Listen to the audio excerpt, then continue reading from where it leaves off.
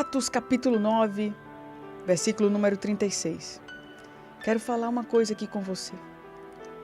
Sobre o que você deve fazer enquanto você aguarda o milagre acontecer. Todos nós temos questões da nossa vida em muitas áreas. Não só uma questão, mas muitas situações em que nós aguardamos o agir de Deus, aguardamos um milagre, aguardamos uma movimentação do céu ao nosso favor. Você está aguardando essa movimentação do céu ao seu favor? Eu estou. Mas até que essa movimentação do céu aconteça e aquilo que eu aguardo, até que esse dia chegue, eu não posso simplesmente ficar parada no meu lugar de conforto e usar da expressão descansar em Deus para alimentar a minha preguiça. Porque o que tem de crente que usa essa expressão, eu estou esperando em Deus, para justificar sua preguiça espiritual, para justificar sua apatia espiritual, sua falta de desejo de orar. Eita, começar de mim, né? Porque quando a gente fala algo difícil, a gente sempre transfere para os outros, mas é bom a gente sempre lembrar que em todas as palavras, quem mais precisa delas sou eu. Então eu já entendo que não posso justificar a minha preguiça, dizendo que estou descansando em Deus. Não. Cinge os teus lombos aí. Veste uma roupa confortável, que tem caminhada pela frente. Tem muito que você fazer, viu? Descansar em Deus refere-se a estar com o coração tranquilo e aguardando o que o Senhor vai fazer. Mas o que Deus vai fazer não anula o que deve ser feito por mim. Vamos ler a palavra de Deus aqui e aprender com ela. Em Jope havia uma discípula chamada Tabita, que em grego é Dorcas, que se dedicava a praticar boas obras e a dar esmolas. Naquele dia ela ficou doente e morreu. E seu corpo ele foi lavado e foi colocado num quarto do andar superior. Lida ficava perto de Jope. E quando os discípulos ouviram falar que Pedro estava em Lida, mandaram-lhe 2 homens dizer-lhe: não se demore em vir até nós. Pedro foi com eles, e quando chegou, foi levado para o quarto do andar superior. Todas as viúvas o rodearam, chorando e mostrando-lhes os vestidos e outras roupas que Dorcas tinha feito quando ainda estava com elas. Pedro mandou que todos saíssem do quarto. Depois ajoelhou-se e orou. Voltando-se para a mulher morta, disse: Tabita, levante-se. Ela abriu os olhos e, vendo Pedro, sentou-se. Tomando-a pela mão, ajudou-a a pôr-se de pé. Então, chamando os santos e a viúva, ou as viúvas, apresentou-a viva. Esse fato se tornou conhecido em toda a cidade de Jope, e muitos creram no Senhor.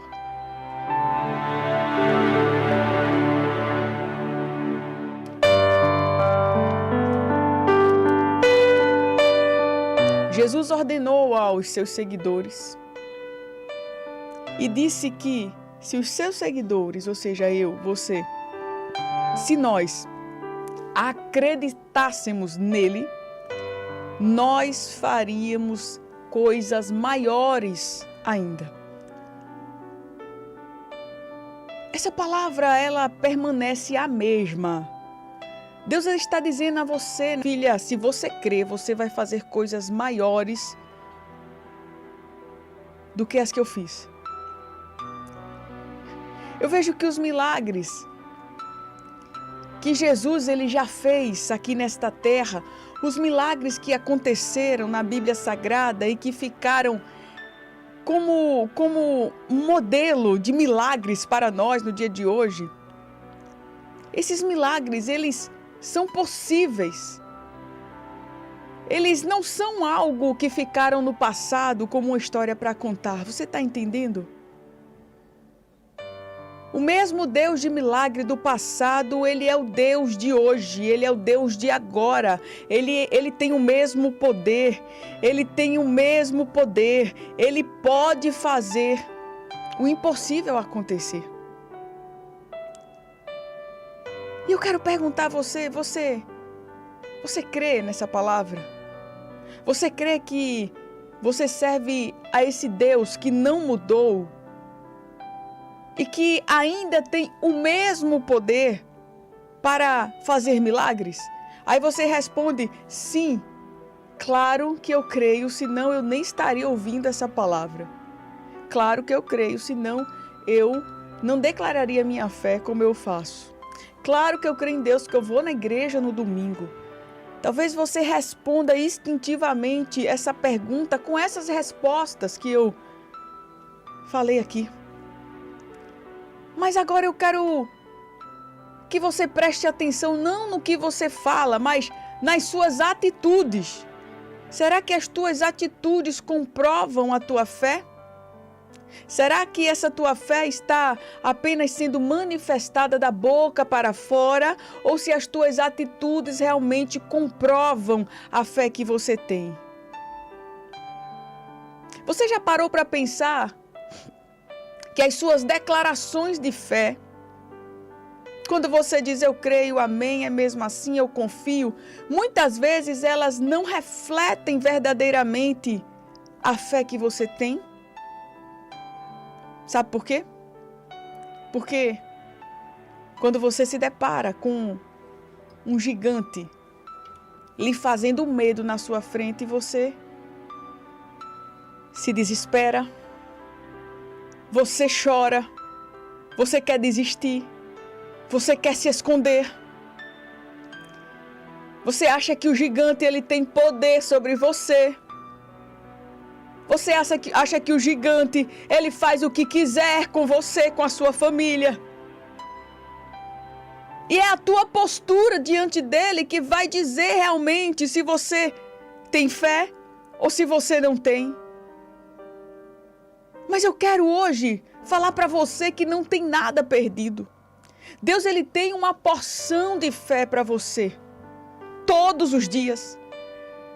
O Senhor, Ele quer tornar você mais forte e nessa trajetória, nesta luta que você está vivendo, Deus está te ensinando a ser forte, Deus está te moldando, Deus está te fortalecendo para que você hoje olhe para esse gigante e diga, eu não tenho medo de você, você não vai me paralisar, você não vai entristecer o meu coração, você não vai me desequilibrar, você não vai roubar a minha paz, você não vai me deixar entristecido, você não vai me deixar doente emocionalmente, gigante, porque maior do que você e de que todos os meus problemas é o meu Deus. E Ele está agindo ao meu favor. Será que você pode dizer, gigante, eu não tenho medo de você? Gigante, eu não tenho medo de você. Diga com fé e com convicção, porque você tem um Deus que luta, que peleja, que está ao teu lado. E Ele diz, porque eu, o Senhor teu Deus, te tomo pela tua mão direita e te digo, não temas que eu te ajudo. Amado, amada, pare de olhar para você e se enxergar sozinho.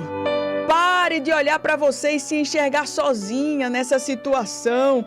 Quantas vezes você, por causa da sua pouca fé, você afirma aí, dizendo para todo mundo, eu tô sozinha.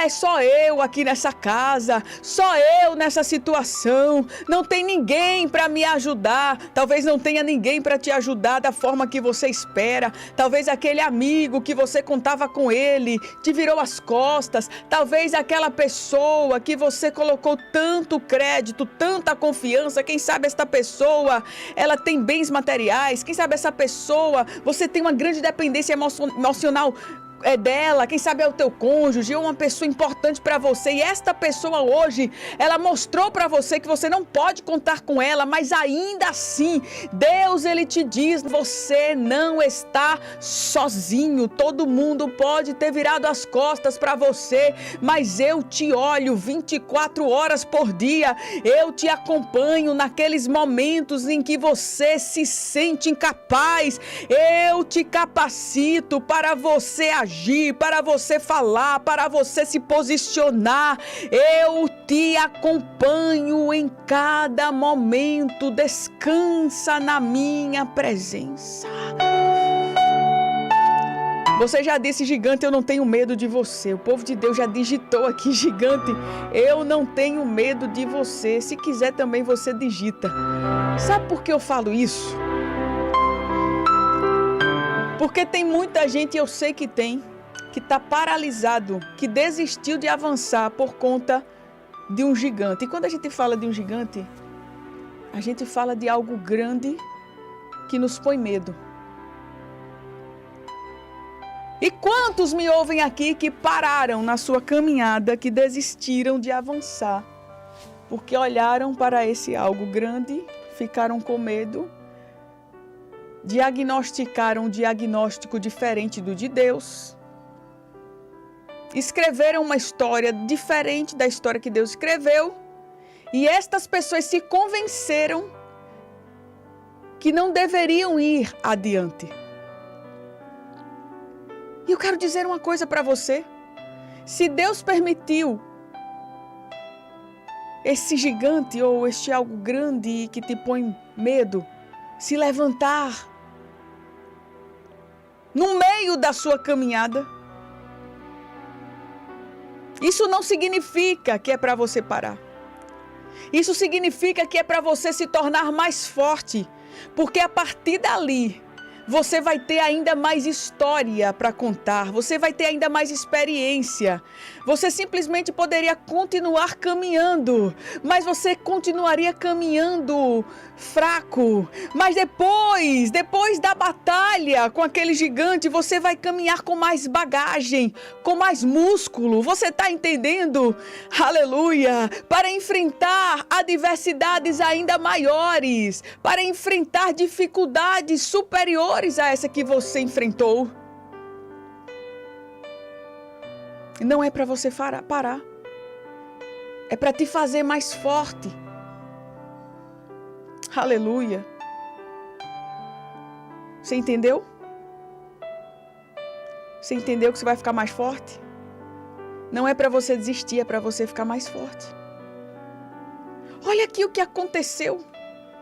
Talvez Pedro, quando se deparou com essa notícia, Dorcas, a mulher que era muito amada, que vivia praticando boas obras, dando esmolas, ela fazia roupas para as pessoas que mais necessitavam, ela morreu, Pedro. Talvez Pedro olhou para aquilo e disse: eita, estão me chamando acreditando que algo bom pode acontecer ainda. Mas será que esse algo bom realmente pode acontecer? Ou melhor, o que é esse algo bom que pode acontecer? Talvez ele olhou para aquela história, ou alguém olhou para essa história e disse assim: agora Pedro vai lá e vai providenciar o funeral, o enterro desta mulher, vai fazer uma oração, porque acabou a história. Talvez hoje você olhe para a sua dificuldade e veja exatamente assim. Agora é só voltar para casa, desistir e a história acabou. Algumas vezes nós dizemos que a história acabou quando a história está apenas começando. Então pare de dizer que essa história acabou. Pare de dizer que você não tem mais expectativa, porque você não consegue enxergar saída.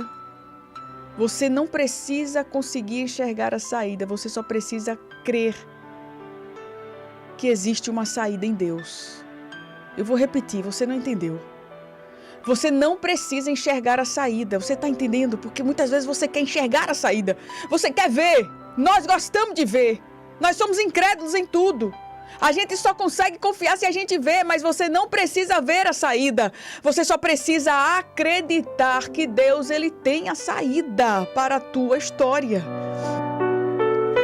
Então não fique colocando a tua fé no que você vê. Não fique colocando a sua expectativa no que você enxerga com esses teus olhos carnais que a terra há de comer.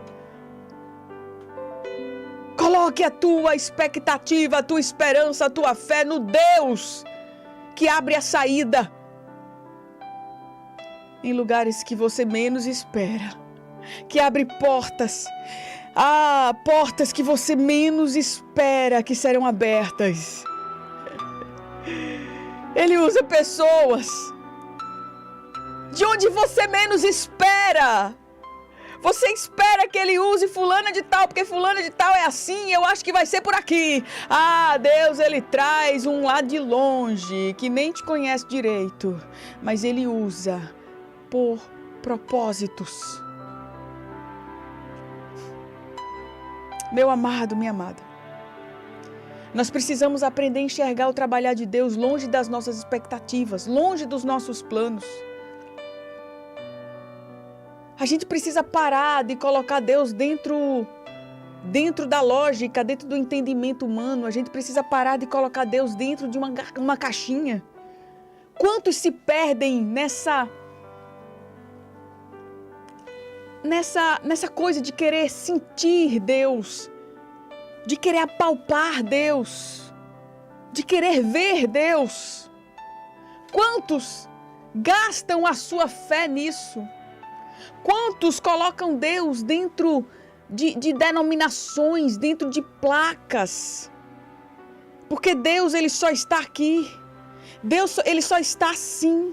Deus, ele só está nessa igreja cor-de-rosa, nessa igreja verde, nessa igreja azulzinha. Deus só está nessa igreja preta. Deus só está aqui.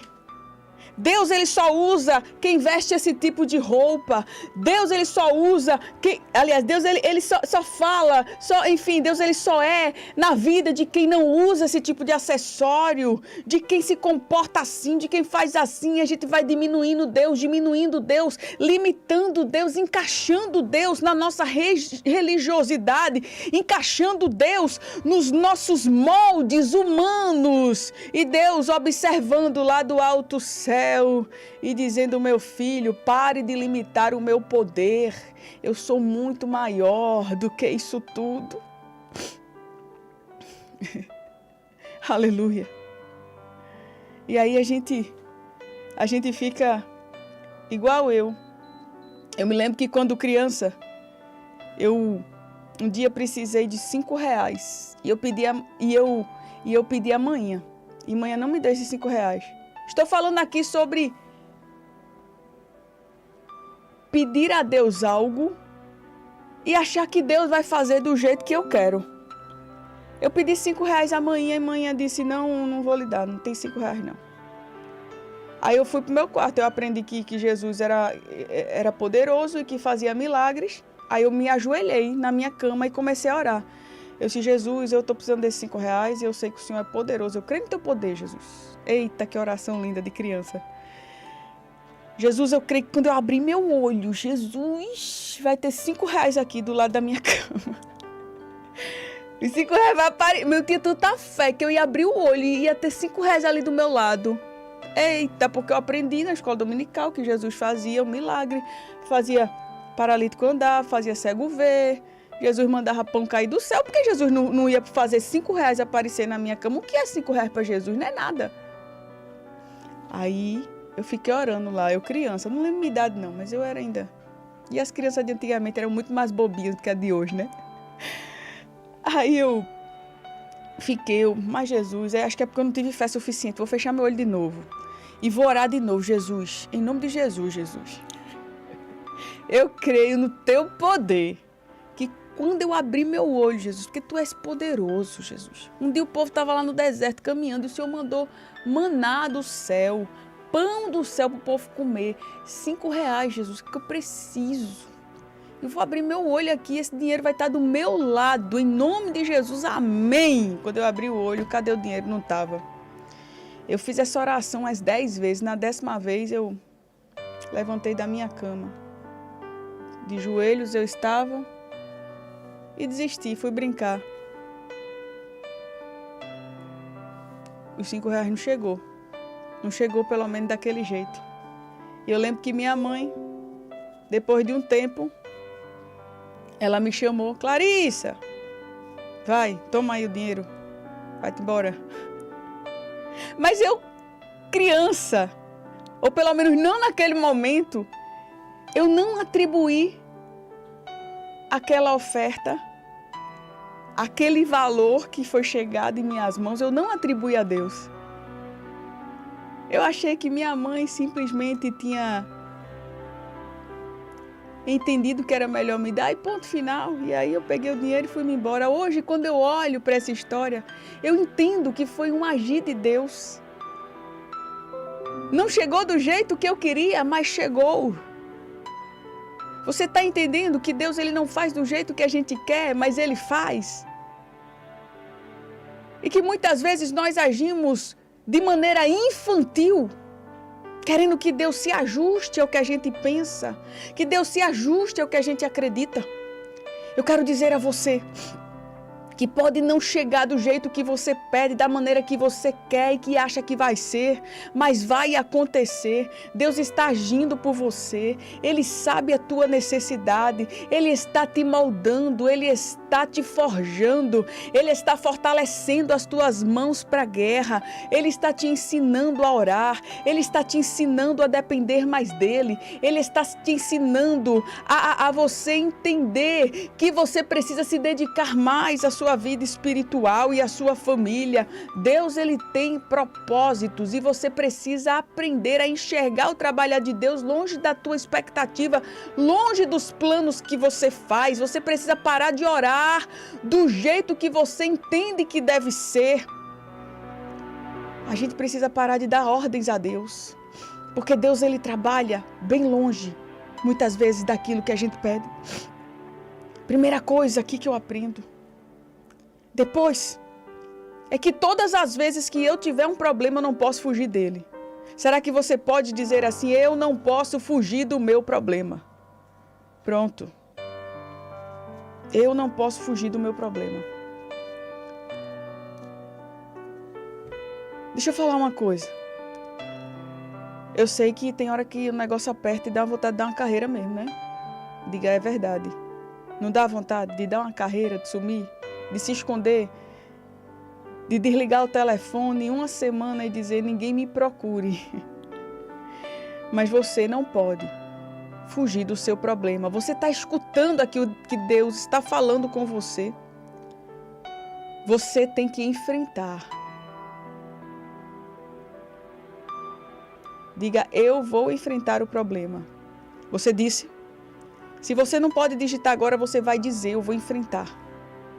Se você não puder, se você não puder digitar, mas se você puder, você vai digitar aí no exercício, você vai escrever para que isso fique fixado. Eu vou enfrentar o problema. Alguns escreveram aqui, eu não posso fugir do meu problema, nem precisou falar. Eu vou enfrentar o meu problema. Pronto. Vai escrevendo aí que eu vou falando. Aqui Pedro, ele foi corajoso. Ele não julgou que tudo estava perdido. Ele foi chamado, a Bíblia conta que Pedro foi chamado, Dorcas tinha morrido, e ele simplesmente não olhou para aquilo e disse, eita, a mulher morreu, vou lá nada. Porque é o fim. Quantas vezes nós olhamos para uma situação assim, difícil, e a gente diz, vou lá nada, eu vou enfrentar nada, Deus me livre. Deixa eu aqui mesmo no meu cantinho. Você está perdendo a oportunidade de crescer, de adquirir experiência, de mostrar Deus na sua vida. Não perca as oportunidades que Deus te dá. Podem chamar você e a situação não ter mais jeito aos olhos humanos. Mas vá. E falo isso não só nas grandes situações, na situação que parece difícil como essa aqui, mas em várias áreas da nossa vida. Não perca a oportunidade de crescer, de adquirir experiência. Se alguém pedir para você fazer algo que você nunca fez antes, talvez você se julgue incapaz de fazer aquilo, mas faça. A não ser que você realmente vá arriscar sua vida. Eu não estou falando de fazer loucuras, não. Não me julgue dessa forma. Eu estou falando de você crescer, de você adquirir experiência. Quem sabe um dia o seu pastor falou com você para você ajudar numa área da igreja. Quem sabe um dia a dirigente de oração te chamou para mais perto, disse a você: Oh, querida, me ajuda aqui, tá tão difícil. A seara é grande, poucos são ceifeiros, vem cá, me ajuda aqui, faz isso. E você disse: não, eu não tenho capacidade, ou eu não tenho tempo, ou colocou tanta coisa, apresentou tanta justificativa e não fez aquilo que foi pedido, solicitado para que você fizesse. Ah, minha amada, meu amado, em nome de Jesus, não perca a oportunidade de crescer, de adquirir experiência. Quem sabe o teu patrão te pediu para você fazer algo e você simplesmente delegou a outra pessoa para fazer aquilo porque você não se sentiu capaz de fazer, você sequer tentou, você sequer se esforçou para fazer aquilo. Em nome de Jesus, não perca a oportunidade que Deus permitiu que surgisse na tua vida para você criar casca, para você ganhar músculos, para você ficar mais forte, mais maduro. Eu te garanto, você vai vencer hoje porque maiores virão lá na frente. Agora, se você abrir mão, se você delegar para outra pessoa o que você pode fazer hoje, as batalhas maiores que virão lá na frente, você não terá habilidade, nem força, nem capacidade para vencer. Por quê? Porque você desistiu das menores. Você está entendendo o que Deus está falando para você? Diga: eu vou enfrentar. Eu vou enfrentar o problema. Porque eu quero ficar cada dia mais forte. Quantas vezes o teu relacionamento conjugal entra numa crise onde você sabe o caminho para sair daquela crise, onde você poderia fazer algo e você simplesmente entrega e não faz. Você prefere desistir. Você prefere passar aí 10 dias com a cara feia dentro de casa, dando patada. Escuta Deus falando com você hoje. Quando você diz: eu vou enfrentar o problema, você está dizendo assim: eu vou colocar em prática o que eu sei que vai dar certo para a gente encontrar saída nesse problema. Eu vou enfrentar, eu vou fazer. Precisa o quê? Precisa pedir perdão? Eu vou. Mas eu não estou errada, mas eu vou assim mesmo. Eu vou dialogar. Eu vou me humilhar. Eu vou puxar assunto.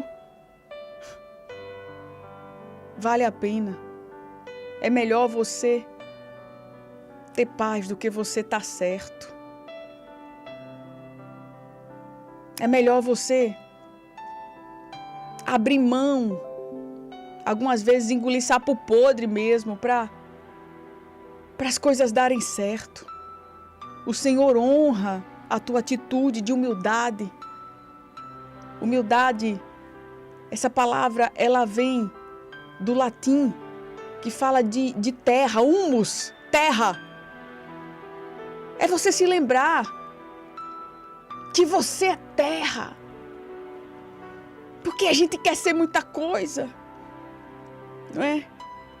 A gente quer ser muita coisa, a gente se acha o super poderoso, o super certo. Ah, porque eu sou muito honesto, porque eu sou uma pessoa muito boa, porque eu faço bem para todo mundo, porque eu e todo mundo, ninguém tem o mesmo senso de justiça que eu tenho, ninguém tem a humildade que eu tenho. Ah, como eu sou poderoso, você é humus, você é terra.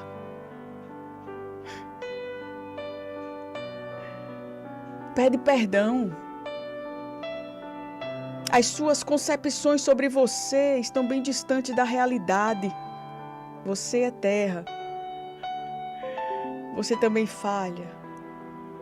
Você também é negligente. Você também é muito orgulhoso. Fofocaram contra você, foi? Mas você também fofoca tanto dos outros que você nem imagina. Mas você, quando você olha para você, você acha que não. Você acha que você é uma coisinha linda, você só conta histórias, você não fofoca. Você só pede oração, você não fala mal de ninguém, você não calunia ninguém. Mentira! Mentira! Você também mente, você também é um caluniador. Você também é um espalhador de má notícias. Você está entendendo que você é terra? Então vai lá e pede perdão, que você também falhou. A diferença é que você só percebe a falha dos outros, não percebe as suas próprias falhas. E isso é enfrentar o problema, é resolver, é ir em busca da resolução dele. Não ficar parado, não ficar assustado, com medo, assombrado. Você já disse, gigante, eu não tenho medo de você. Agora você disse, como Pedro, eu vou enfrentar o problema. Eu vou enfrentar o problema. É você, algumas vezes, diante dos seus olhos, se diminuir mesmo. Ah, eu não vou me diminuir, não. Não, não é se diminuir. É honrar o nome do Senhor. É ser um pacificador. Como diz a palavra de Deus, os pacificadores, bem-aventurados serão eles, porque eles serão chamados filhos de Deus. Quando você se esforça para pacificar uma situação, para resolver uma situação, para trazer paz numa situação, você é olhado por Deus verdadeiramente como filho. Você honra o nome do seu pai, porque o filho se parece com o pai e o pai é pacificador. Nós servimos ao Deus de paz. Quando eu vou em busca de resolver uma situação, de trazer paz, eu estou honrando o nome do meu pai. Eu estou dizendo, eu pareço com Jesus, porque eu quero trazer paz a essa situação. Aleluia. Louvado seja o nome do Senhor. Enfrente o problema. Pedro foi corajoso. Ele não olhou para a situação e disse, não, tá tudo perdido, eu não vou lá nada, vou aqui ficar no meu canto, para não me frustrar. As pessoas olharam para Pedro e viram Deus na vida dele. Se eu conheço uma história de fracasso de alguém que fugiu, é a história de Jonas. Jonas desobedeceu. Quando ele viu o desafio, ele julgou ser grande demais para ele e ele foi para outra cidade. Deus deu o seu jeito, mas ele poderia ter sofrido menos, não poderia? Ou ele poderia não ter sofrido. Ele poderia simplesmente ter obedecido. Esse sofrimento que você está passando pode ser resultado da tua escolha, da escolha que você fez, porque a escolha de Deus são escolhas de paz. Ele diz assim, ó, bem, eu sei que pensamentos que tenho sobre vós, pensamentos de paz e não de mal. Deus, ele quer para você uma vida de paz, mas algumas vezes você escolhe pegar carona na barriga do grande peixe ou da baleia, como a gente aprende quando é criança. Você podia ir de barco, mas você diz assim, não, eu vou me aventurar. É melhor ir de peixe, que é diferente, que eu nunca andei. Bora de peixe. Vai fugir ou vai enfrentar? Você já disse aqui, eu vou enfrentar. Diga de novo, eu vou enfrentar. Não vai se aventurar, não. Não vai para distante daquilo que Deus ele planejou para você, não.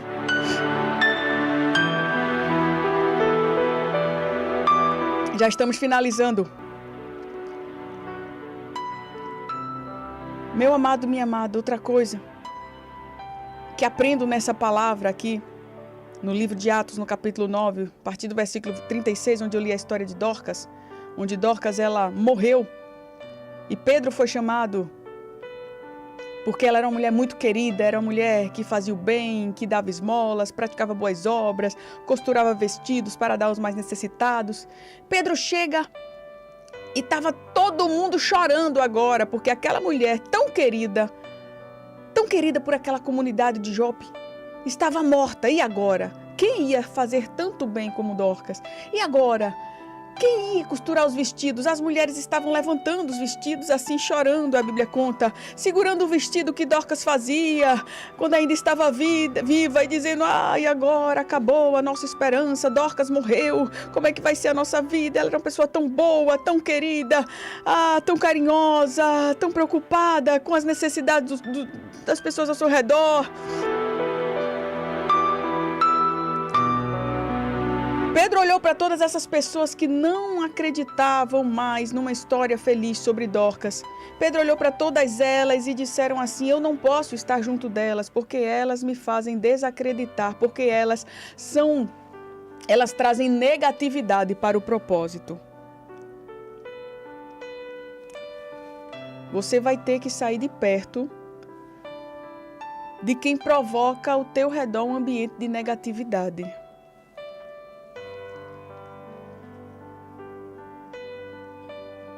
Talvez você diga assim, mas eu moro com pessoas que provocam esse ambiente de negatividade. Eu moro com pessoas que enquanto eu estou dizendo que vai acontecer, essas pessoas ficam dizendo o tempo todo, tu tá doido. Meu amado, minha amada. Eu estou falando não apenas de ambientes físicos. Se você mora dentro dessa casa, construa ao seu redor um ambiente de fé. Blinde-se com a palavra de Deus. Pedro continuou dentro da mesma casa. Ele só disse assim, olha, eu vou para o quarto do andar superior.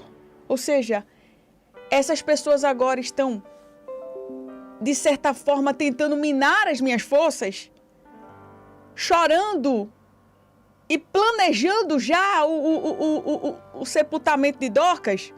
Então eu não vou permanecer aqui. Eu não vou deixar essas pessoas me bombardearem com seus pensamentos negativos. Eu vou me ausentar deste lugar de negatividade. Sabe o que é isso?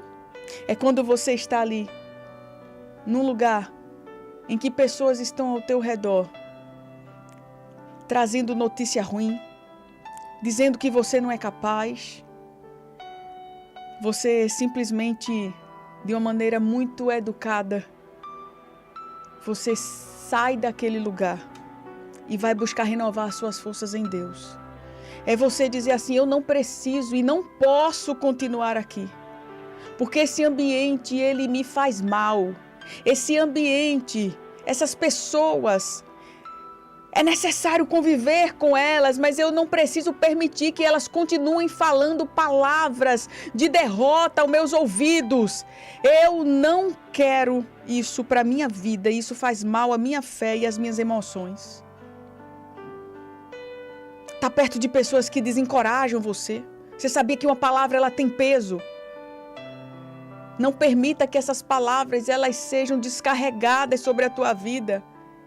Talvez você ande com pessoas que descarreguem palavras pesadas sobre tua vida o tempo todo e você nem percebeu.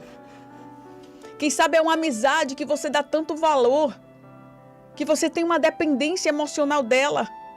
E que esta pessoa, ela te coloca para baixo e você não percebe isso. Essa pessoa, ela diz que não vai acontecer o tempo todo e você não percebe isso, porque essa pessoa ela não faz para o mal, ela não faz porque te odeia. Pode até te odiar, mas muitas vezes não é proposital, mas são pessoas pessimistas, são pessoas que não acreditam como você quer acreditar. O Senhor está te despertando para o milagre acontecer. Você precisa romper com esse ciclo de amizades. Porque uma palavra, ela repetida várias vezes, ela se torna uma verdade sobre você. Quando você repete muitas vezes que não vai conseguir, você acaba não conseguindo. Quando você afirma não, não, não, é certo que será não.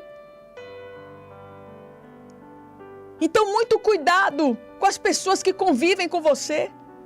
Busque caminhar com pessoas positivas, pessoas inspiradoras, que te coloquem para cima, que acreditem como você acredita, que confiem, que tenham uma relação de confiança, pessoas piedosas, que tenham valores, que sigam princípios. Se não, meu amado, minha amada, você se tornará uma delas. E o Senhor disse que você é sal da terra e a luz do mundo. Se você quer que Dorcas ressuscite, você vai ter que sair desse ambiente tóxico que você vive, desse ambiente de incredulidade. Você vai ter que romper esses discursos que você tem ouvido, tem absorvido e tem feito mal à tua fé. Se ninguém crê, você precisa continuar crendo. Se ninguém confia, você precisa continuar confiando, mas você não vai conseguir confiar se você continuar sendo bombardeado por choro de pessoas que não acreditam, por palavras miseráveis de pessoas pequenas que não acreditam como você acredita. Você está entendendo? Comece a olhar ao seu redor e ver com quem você tem caminhado. Quem são seus parceiros na sua caminhada? Será que vale a pena continuar ouvindo o que você ouve? Eu não estou falando de inimigos, não. Eu estou falando dos amigos mesmo, que muitas vezes são completamente prejudiciais na caminhada. As pessoas que estavam chorando aqui por Dorcas não estavam chorando e desacreditando porque detestavam Dorcas, não. Elas amavam Dorcas. Mas elas estavam ali numa condição inferior de Pedro. Pedro via o invisível. Pedro cria no impossível. Aleluia. Aleluia. E ele disse, dá licença, eu sei que vocês amam Dorcas, mas eu não preciso continuar vivendo esse choro, porque senão daqui a pouco eu vou começar a chorar aqui com vocês e vocês vão me contaminar. Daqui a pouco eu vou estar planejando o enterro de Dorcas com você se eu continuar aqui. Você está entendendo o que Deus está falando com você? Se você continuar aí caminhando com essas pessoas, em breve você estará planejando enterros. Se você continuar caminhando com essas pessoas negativas, com essas pessoas desanimadoras, em breve você também estará comprando caixões para sepultar os seus sonhos. Levante-se. Se ninguém crê e se todo mundo chora, você não vai parar de crer e você não vai chorar com eles. Levante-se em nome de Jesus. Olhe para cima, olhe para o alto. A tua fé te faz ver o que ninguém vê. A tua fé te faz sorrir enquanto muitos choram. A tua fé te faz olhar para frente com visão de futuro e de portas abertas quando todos só enxergam o presente e portas fechadas. Levante-se. Você não precisa se entregar a lugar de choro. Você não precisa entrar neste velório. Deus tem coisas maiores e melhores para você. Pedro diz assim, todos saiam do quarto, porque eu creio. Jesus também fez isso certa vez, na ressurreição da filha de Jairo. Ele pediu para que todos saíssem. E ele ficou só com os pais da menina. Por quê? Porque só os pais acreditavam. Só os pais confiavam que Jesus podia fazer alguma coisa. E aquela história poderia ser mudada. Pedro vai, se ajoelha, ora. Aleluia. E ele fala o que ele crê. O que é que ele estava vendo ali agora? Ele estava vendo uma mulher morta, numa cama.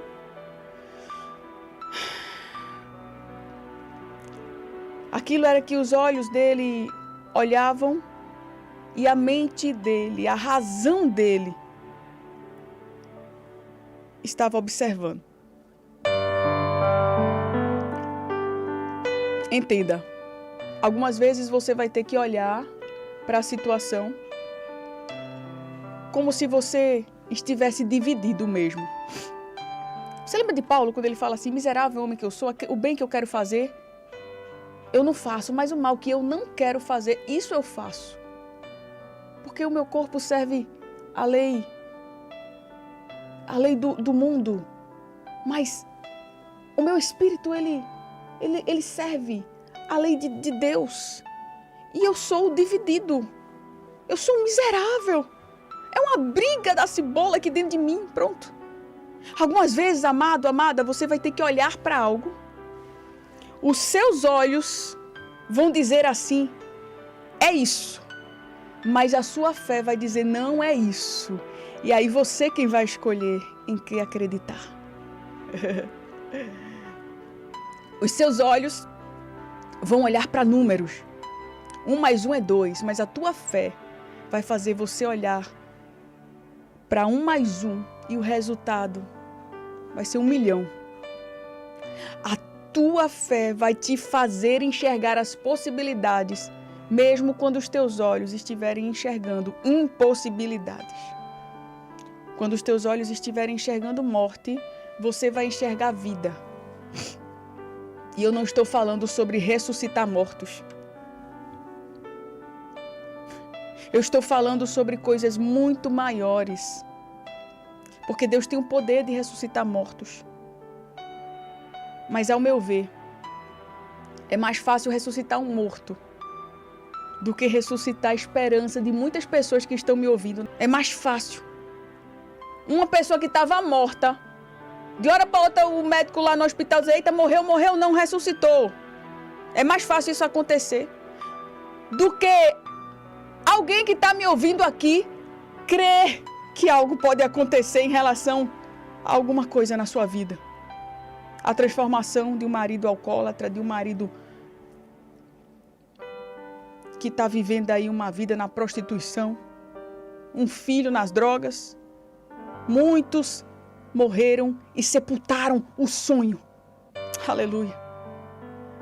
Mas o Deus que ressuscitou Dorcas por meio da vida de Pedro, é Ele quem fala com você hoje e diz a você: filho, filha, eu tenho o poder de ressuscitar aquilo que está morto. Eu quero te ajudar a ver o que você não está conseguindo ver nessa história. E o que foi que Pedro fez aqui para que isso se tornasse possível? Ele viu, mas ele não falou o que ele viu. Ele viu uma mulher morta, Dorcas, mas ele não falou sobre o que ele estava vendo. Ele falou sobre o que ele não estava vendo. Ele falou sobre a sua fé. Ele falou o que ele cria. Você lembra de Ezequiel? Ezequiel olha lá para os ossos secos, lá naquele vale, onde por meio de uma visão, Deus ele leva ele a um vale cheio de ossos secos, sequíssimos. E aquela voz chega e diz: Ezequiel, profetiza esses ossos. Diga, ossos secos, ouçam a palavra do Senhor. Ezequiel estava vendo um exército? Não, só tinha osso seco. Mas ele falou o que ele não via. Escuta aqui, fale o que você crê. Eu sei que, de acordo com o julgamento humano, o diagnóstico humano, só tem morte, mas diga que tem vida. Eu sei que está difícil. Eu não sei por completo, porque não te conheço, tem milhares. Eu sei que não é fácil. Sabe por quê? Eu sei porque Jesus disse: no mundo tereis aflições. Mas fale o que você crê. Você entendeu que a partir de hoje, o que sai da tua boca precisa ser bem diferente daquilo que você sente? Você está entendendo que você precisa parar de falar que o seu filho, ele é desobediente, ele é egoísta, ele é mentiroso, ele dá trabalho. Você precisa parar de debochar, de dizer que seu filho é uma bênção, quando todo mundo sabe que você está dizendo que ele é o oposto de uma bênção, que ele é uma maldição. Porque tem muita gente que brinca com isso. Meu filho é uma bênção. Todo mundo sabe que a pessoa está dizendo, meu filho é uma maldição. Misericórdia, vamos parar com isso. Você precisa falar o que você não vê. Você precisa profetizar sobre seu marido. Ele está morto espiritualmente, Clarissa. Tá! Diante dos seus olhos. Mas o Deus que ressuscitou a Dorcas, Ele ressuscita também a história da tua família. Porque quando um casamento sofre, a família inteira sofre. Você tem um Deus. É diferente. A tua família tem uma coluna de oração que é você. É diferente. Ou você crê ou você não crê. E eu acho que você está aqui ouvindo o rádio até agora é porque você crê. Senão você já tinha desligado, senão você já tinha saído dessa programação. Se você está aqui até agora aqui comigo, é porque você crê. Então profetiza palavras de bênção. Diga que é uma bênção, mas que é uma bênção mesmo. A minha família é bênção do Senhor. Está bem distante do que eu sonhei, do que eu planejei. Nunca será perfeita. Ah, mas a minha família é uma bênção. Eu tenho muitos motivos para agradecer. Para de ficar olhando só o que te traz tristeza. Para de ficar olhando só os defeitos. Em nome de Jesus, tem defeito? Tem. Você tem um monte também. Você tem um bocado de defeito. Para de olhar para os defeitos. E agradece. Agradece. Tem muitos motivos para agradecer, amado, amada.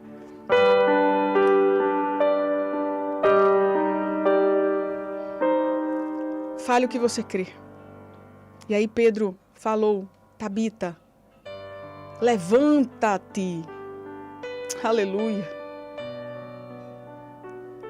Dorcas, que era o nome dela em outra língua.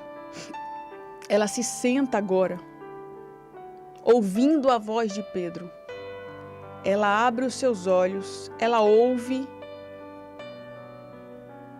Aleluia. Cadê aqui? 9:41. Ela abriu os olhos, vendo Pedro, sentou-se. Tomando-a pela mão, ajudou-a a pôr-se de pé. Então, chamando os santos e as viúvas, apresentou-a viva. Aleluia. E eu estou vendo pelos olhos da fé. Não com os olhos humanos. Porque os olhos humanos só faz a gente ver desgraça. Os olhos humanos só faz a gente ver destruição. Mas eu vejo pelos olhos da fé. Você segurando na mão dessa pessoa que até hoje você julgou impossível.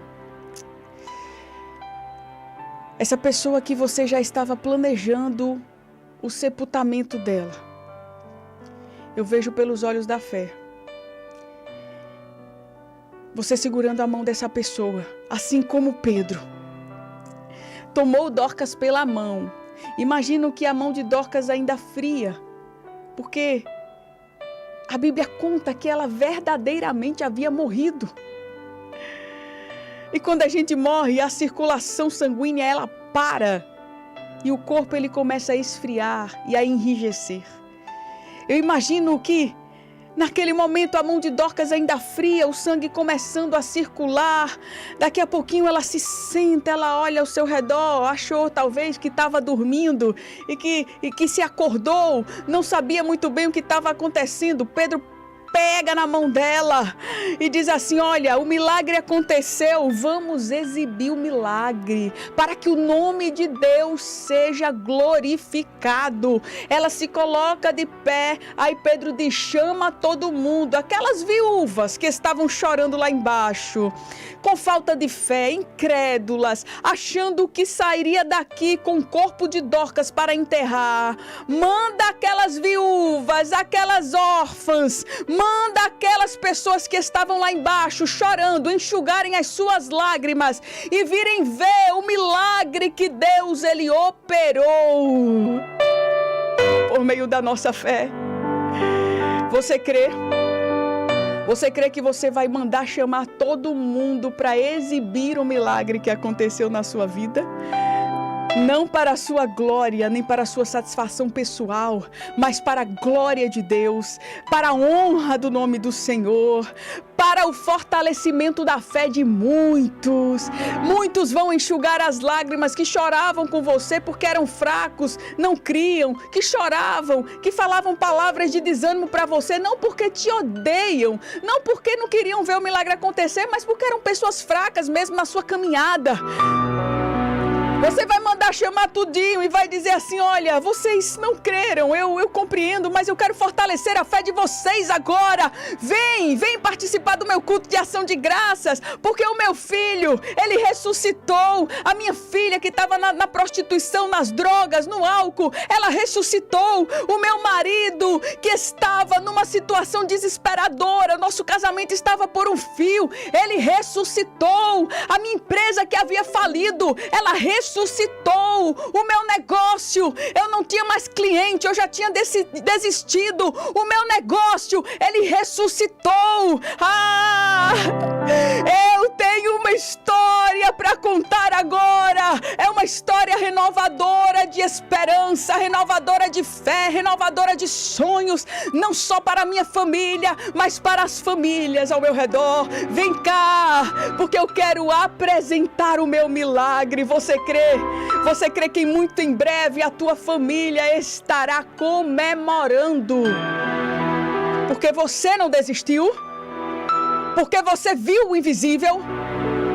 Porque você contemplou a ação de Deus e não a situação? Ei, Deus, ele pode ressuscitar o que você está achando que está morto. Ou que verdadeiramente está morto, que os teus olhos veem que está morto, mas que a tua fé te faz ver que não está. Pode não ser agora, pode não ser hoje, pode não ser amanhã, mas eu quero te dizer que esse Deus, ele não mudou e que ele pode fazer ressuscitar de muitas maneiras. Talvez você ache que ele vai fazer ressuscitar aqui, Deus ele vai fazer ressuscitar lá.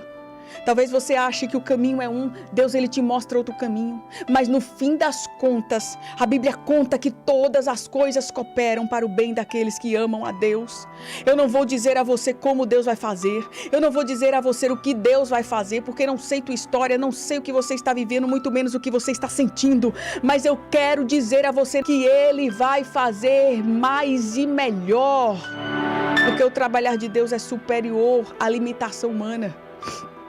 Então descansa no Todo-Poderoso.